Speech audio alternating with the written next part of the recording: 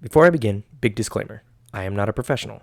I'm not even an amateur. I'm honestly just trying to get more than like 13 views on a video. These are strictly my opinions, nothing more, nothing less. My word is not law. Secondly, spoilers ahead of whatever the heck I'm working on for this video. Nothing I hate more than getting a game spoiled for me, so I'd hate to do it to you. Cheers. Video games. Just pieces of art traveling on a virtual canvas that brings an imaginative world to life. I'm exaggerating, of course, but today I do want to take a game that takes those kind of statements and, well, shoves it down your throat. This game has taken the futuristic hardware of the PlayStation 5 and pushed it to its absolute limits. I want to sit down and review the youngest mascot in PlayStation's gallery. I'm talking about Horizon Forbidden West.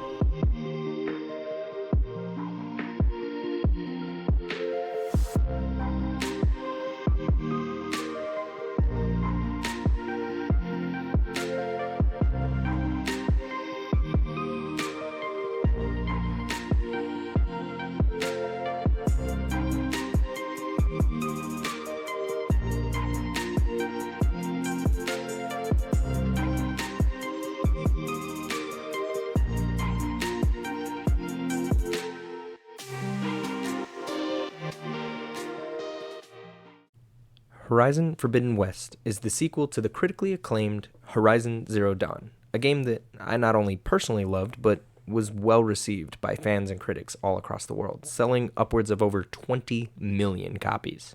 Forbidden West does a great job of taking the core elements of Zero Dawn and slightly expanding on it, as any sequel should. Not reinventing the wheel or changing anything we loved about its predecessor, but creating a second adventure that fits very nicely into its previous story. In my first video, I broke down Assassin's Creed Unity with a simple pros and cons list. I found the format to be simple and easy to follow for my first YouTube video, especially considering I don't really know what I'm doing yet. But for this video, I'd like to take a different approach. I'd like to try and rank the game as well as review it. I want to take the three core elements that I look for in all video games: visuals, gameplay, and story. Pretty basic. I'll give each section a ranking from 1 to 5, with a total score being out of 15 at the very end. I don't know if this is how I'm going to continue to do all my videos, but I think it's kind of fun, especially because it's not something I've ever really done anyways. So without further delay, allow me to start with the first category, the visuals.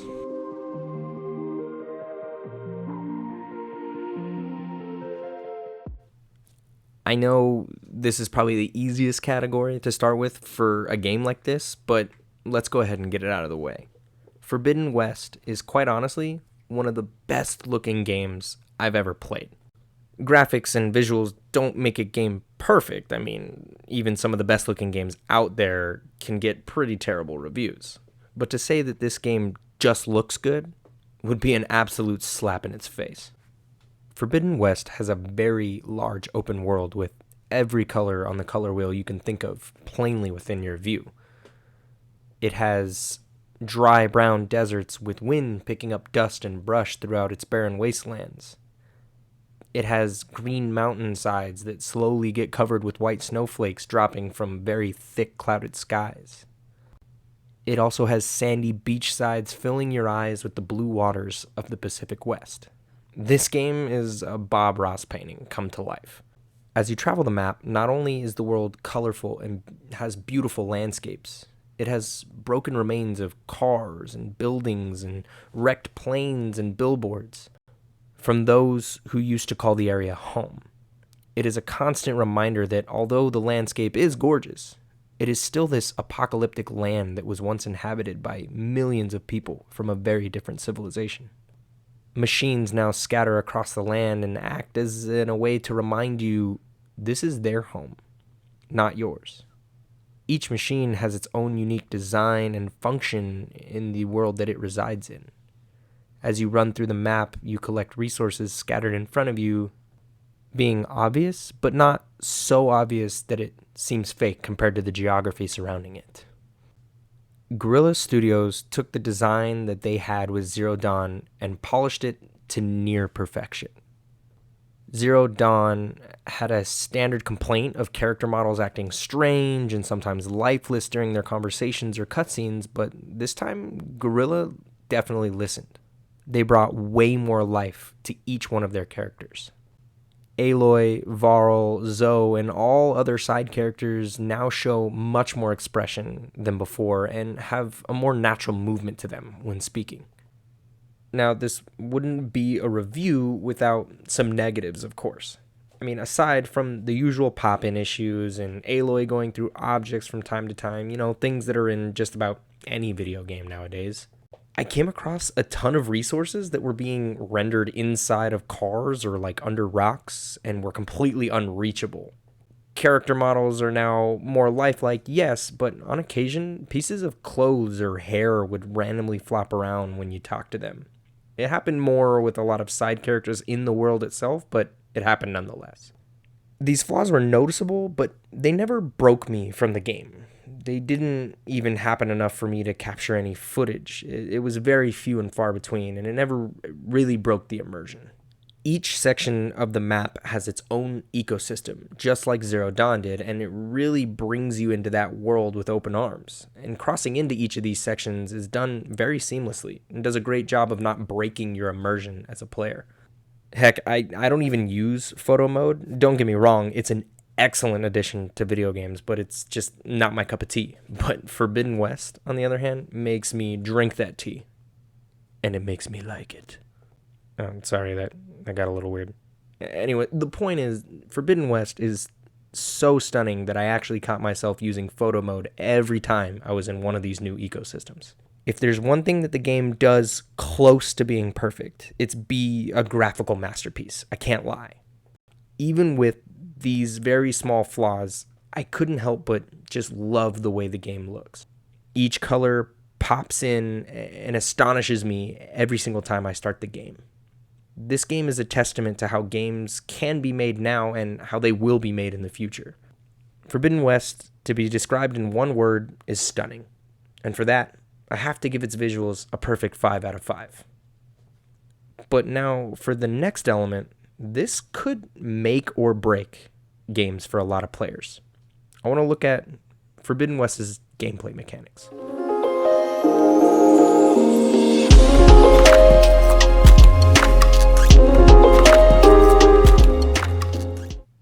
Forbidden West definitely took the flaws of Zero Dawn's gameplay mechanics and did improve upon them. Not by a lot, but enough to be noticeable.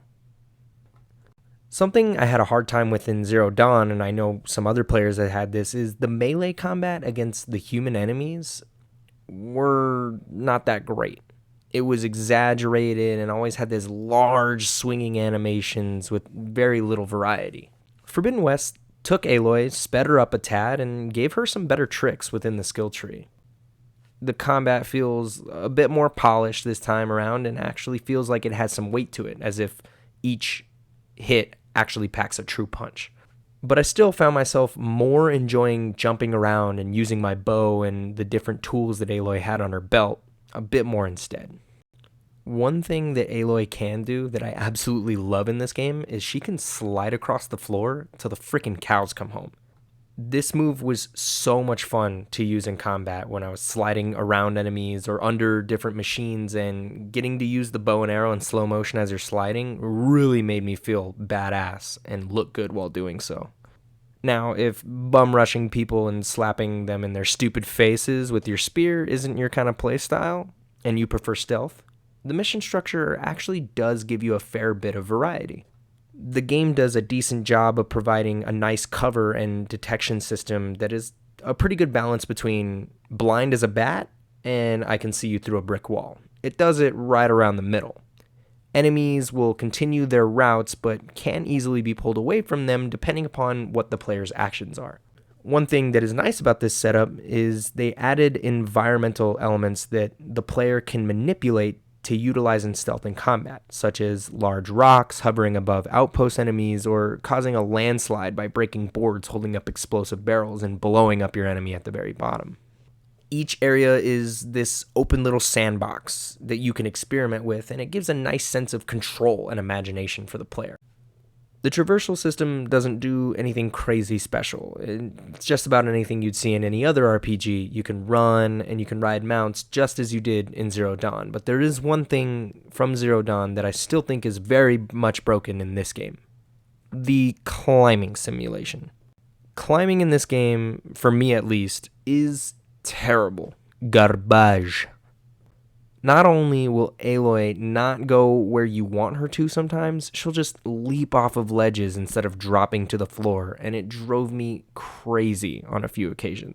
What she can and can't climb on is also very confusing, and although I appreciated the game allowing me to turn the climbing highlighter thing permanently on, it just broke the immersion and toned down the beautiful visuals because now all I'm staring at is these yellow lines and X's up all these walls. Traversal as a whole in Forbidden West is not terrible though, given Aloy runs decently fast and the new Shieldwing glider is great to move around with, especially when you're coming from the tops of mountains. Aloy also has this new thing called the Polecaster, which is like a Batman-style grappling hook. It was way more fun to use in both combat and climbing than I anticipated. The Polecaster was also used in the game's puzzles, which don't really overstay their welcome. They're a nice flow. The puzzles weren't incredibly challenging by any means, but they did actually make me stop and think and use my brain from time to time. Heck, my favorite puzzles were collecting the ornaments left in the ruins that were made by the old ones. They're like old hotels and buildings that used to be from thousands of years before.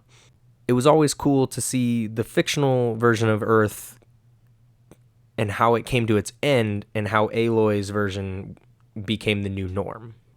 The bow and the weapon mechanics and the puzzles are all great when you partner them with the new PS5 DualShock controller. This controller is probably the coolest thing that comes with any PS5 game you have, and when you're utilizing a bow and arrow, it really comes to life in this game. You pair that with a decent set of skills on the skill tree, and Aloy can feel pretty dang cool. All of the mechanics are cool and they flow very nicely, but they're not perfect by any means, and they could always use a nice little touch-up. They use a lot of the old formula, which isn't bad, and they sprinkle in a little bit of a new flavor. The mechanics are tasteful, and I never felt like I wanted to leave the game when the bad parts were coming out, i.e. the climbing. For this, I give the gameplay a 3.5 out of 5. This brings me to the last category, and in my opinion, the most important one. Let's talk about the story.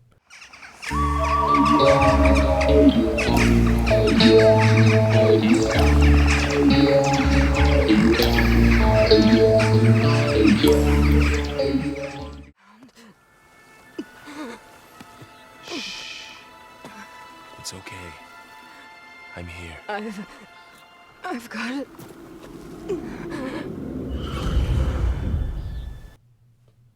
Horizon Forbidden West starts off 6 months after we ended in Zero Dawn. The game has a nice cutscene at the very start before the tutorial that explains the events of the first game. Usually, I wouldn't want an entire backstory shoved down my throat for X amount of minutes, but considering I haven't played Zero Dawn in over a year and a half, if not more, it was a nice touch. Plus, you can skip the cutscene if you want, which, thank you. Not a lot of games do this. Good plus. We catch up with our protagonist, Aloy, who is still on the hunt to revive Gaia and save the Zero Dawn project as presented in the first game. The opening tutorial of Forbidden West is a little extensive. The game takes several hours before you're allowed to see the entire world, and you don't even get to the actual map until approximately 3-ish hours in. For some, this is way too long. But for those of us who played the opening snow mission in Red Dead Redemption 2, I think we'll be okay. One thing I actually really enjoyed at the beginning of this game was the title card cutscene. As a big Assassin's Creed fan, I've grown accustomed to wanting these blow-me-away title cards, and Forbidden West kind of delivers. Aloy is seen running through the map that we explored extensively in Zero Dawn, and it reminds us of the hard work that was put into that game in the first place, and sets up this new part of Aloy's chapter, and a set of new challenges and adventures ahead. What does become an issue, however, is you still aren't in the entire map after the opening title card is shoved in your face. This doesn't bother me too much, but I do sympathize with the type of players that want to explore all of the map right away. Instead, you spend another 4 to 6 hours in this small sliver of the map in the top right corner called the Daunt. Aloy is tasked with your typical RPG style quest. You see her fetching items, clearing the area of enemy machines, and overthrowing the current government official that is put in place in this town. All these chores happen so you can start what is called the Embassy, a gathering of all rival tribes to negotiate a little bit of peace. This is a very broken down version of what actually happens, but I don't want to ramble the entire game to you. Once you've started the embassy, the game now reveals one of the antagonists, Regala, who basically attacks them and starts a war with the present tribes at the embassy. I only bring all of this up so you realize just how much happens before you can even explore the entire map. One small detail I do appreciate about the story, though, is Aloy is stuck in all of these wars that she knows are pointless. She knows the secrets to the world actually ending and is the only one who can stop it, but doesn't have time to sit down and actually explain to everybody and their mother what she has to do and why she doesn't care about their petty wars. Now, granted, all these people suck her into doing their chores because most of these people have something along the storyline that she wants. She spends a majority of the game's story running errands for people so she can collect what she needs to revive Gaia and continue the Zero Dawn project. This time around, we see a more confident Aloy, an Aloy that is no longer an outcast from the Nora tribe she belonged to before, but is now known throughout a lot of these tribes as the Savior. This is something you can tell throughout the game that Aloy is actually annoyed by, and the sudden burst of fame kind of makes her uncomfortable, and she tries to remain confident, but a little humbled this time around. Aloy isn't the best video game character ever written, I know that, but I do like her realistic outlook on her current situation. Every time something goes wrong, she hangs her head, she beats herself up, and she gets super pissed off. She gives this inclination that she might give up and let the world burn and just say screw it, but she does brush it off and keep going. She has a realistic outlook on how these things would affect a human being. A small annoyance that I have with Aloy as a character is she has very typical hero habits. What I mean is, all of her friends within the story can help her, beyond just hanging back at the base and being somebody in a chair and looking after the place. She has to do what all heroes do and say, stay here, you could get hurt. It would be my fault, I would never forgive myself. And she does this about every time something new happens in the story, and it just gets old. It gets old quick for me. I don't know. Look, Aloy is a great protagonist, and I actually do enjoy her as a part of the PlayStation gallery now, but she's nothing crazy special. Sorry for those that absolutely love her, but she's not God's gift to PlayStation. Kratos is. Did we get it? Because Kratos is a god? No? Alright, never mind. This story has some decent length to it. If you add up all the side quests, the collectibles, and the main story all together, you could easily put 80 plus hours into this game if you wish. One thing I found very surprising was how good the side quests were. I don't remember too many of the side quests from Zero Dawn. I don't really remember them being bad, but I guess just not noteworthy enough to completely remember. Forbidden West adapts to that well and provides a solid amount of side content that helps you progress throughout the story. Some quests allow you to collect really cool items and even different weapons early on in the game. The characters seem to have the same problem of losing people in strange places and having weird quests for you to do, but I enjoyed the adventure nonetheless. Each quest had a small backstory, and I couldn't help but get attached to some of the characters and the small stories that were given to me, even if it was for a brief moment. Forbidden West has a compelling story that is full of its own rich history and its own set of characters. Each connection to the old ones reminds you just how long this story has been taking place in the background. The normal human society that you and I know is considered an ancient civilization to these people. It's a unique take on the sci-fi genre. Each character has a motivation that is different from yours, but somehow all connects to the same desire. The desire to save the world. The narrative was pleasing and set itself up to continue in the future if it wishes. It has a great set of characters, and Aloy progresses well as a character herself. There are some surprising twists along the way that I actually enjoyed. I remember sitting there playing Zero Dawn thinking, I wonder if Aloy is the only clone, and sure enough, Guerrilla Studios delivered. The story kept me engaged and had a controllable amount of information and allowed you to control the pace of the story. If you wanted to know more, click on the dialogue options that allow you to hear more of the story. If you want to press on and discover things on your own avenues, say what you got to say and keep it moving. This franchise is still very new and has a decent following. I did feel bad that it was overshadowed by Elden Ring shortly after its launch, but it still pulled through for a lot of fans, myself included. The story was well written and the cinematography was fantastic. It had a few shortcomings, but I definitely enjoyed the pace of the game and it left me satisfied and honestly ready for the next one. Forbidden West has its perfections, and I wouldn't say story is one of them, but it's a great touch for the future of PlayStation and Guerrilla Studios as well. This story for me, although not perfect, was great, and I enjoyed it a lot. Enough to give it a 4 out of 5, giving the entire overall game a 12.5 out of 15.